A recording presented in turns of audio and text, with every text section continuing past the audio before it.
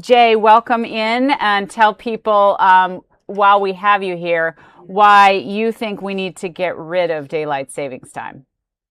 Thank you very much for having me. Oh, Yes, yes, my name thanks is for Mr. coming. JP, and I'm the president of the nonprofit Save Standard Time. And we advocate for ending the clock change, but keeping standard time permanent, not daylight saving time.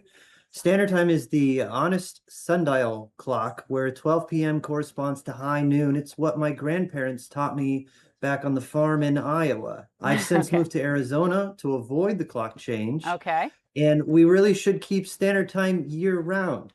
Standard time aligns the clocks more naturally to our circadian rhythms. It lets us sleep longer in the morning. When you spring your clock forward this weekend, you're going to find that your alarm clock is sounding an hour earlier on DST relative to the sun than it was on standard time.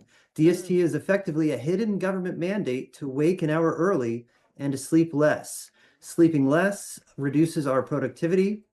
It harms our mental health, our physical health, our children's education. And this opinion is shared by the American Academy of Sleep Medicine, the National Safety Council, and over 100 more nonprofits. All right. I'm going to let, Historically, yeah, when we yeah, go ahead. historically when we tried permanent DST, also it doesn't go well, where permanent standard time can last many years. I appreciate you laying out your case. Representative Carter, what do you say to those concerns about our health? Well, actually, it improves our health, and people enjoy another hour of sunshine, and it not only improves our health, but it also increases our productivity. Not only that, but it decreases crime, so it has a social benefit as well. When you look at it, that extra hour of sunshine that we have in the afternoons, crime rates go down 27%. So this is something that just makes common sense. And I'll tell you, the worst thing about all this is switching back and forth. People want it one way or the other, not switching back and forth.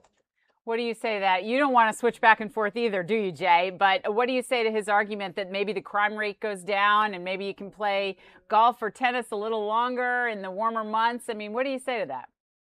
Well, the claim that daylight saving time reduces crime refers to a single study that is looking at a single type of crime only on the dates of the clock change. When you look at all kinds of crime throughout the entire year, we find that standard time is actually the winner in this case because it is better for our sleep health, and that leads to better decision making among individuals.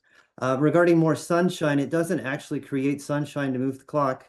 And it's most important to receive sunshine in the morning. If we were on permanent DST, the sun would not be rising until 8:30 in the morning in January. Most people are going to school and work at 8 o'clock in the morning, so they'd be going to work and school before the sun rises. And that's not good for anybody's health or safety. So, gentlemen, you both raise very interesting points.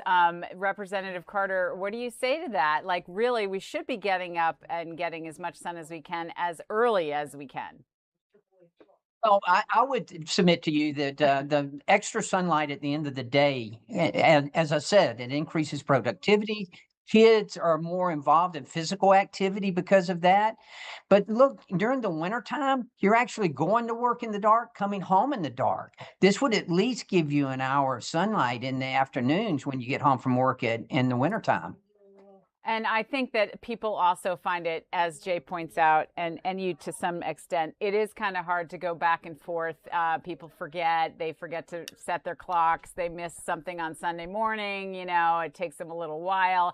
And I've often found my coworkers and I seem to be fatigued after we do this twice a year, no matter which way we're doing it. It takes a little while to sync back up. What do you say to that, Jay? Well, yes, the spring forward is especially harmful, that acute loss of sleep, suddenly waking up in the dark, but also remaining on the wrong clock, the fake clock, is keeping you from getting a good night's sleep.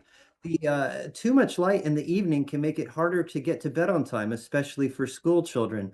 And then when it's dark in the morning, it's harder to wake up. You feel sleepier. You need more stimulants to get up and going. We really need a balance year round of morning and evening light, and that's what standard time naturally provides. Representative Carter, I want to ask you about the bill because when you first started to talk about it, we kind of got caught up and your Right. audio was a little, but if you wouldn't mind repeating for us what's on the Sure. table here that you want to see get passed. Sure. This is a bill that I co-sponsor with Representative Vern Buchanan in Florida. Both of us recognize the need for this. And I will also say the Secretary of State, Marco Rubio, while he was in the Senate, sponsored this bill as well. This is something that's been around for a while, something that we desperately need. The benefits of this far outweigh the negative effects of it. An extra hour of sunlight in the afternoon increases productivity and increases physical activity. It increases health and improves health. So all of it points toward year-round daylight savings time is the best for everyone.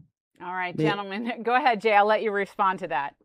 Well, I just want to say that the science, the studies actually show that the productivity is lower when we're on DST and it's higher when we're on standard time. And I would love to remind the congressman that in 1974, permanent daylight saving time led to the loss of more than a dozen children's lives in Florida and half a dozen in Georgia. We really should be looking out for our school children the most, giving them that morning sunlight when they go to school. And give workers that morning sunlight when we're going to work that we need with standard time. Well, you both are very excellent speakers for your points of view, and I appreciate you sharing them with our audience this evening.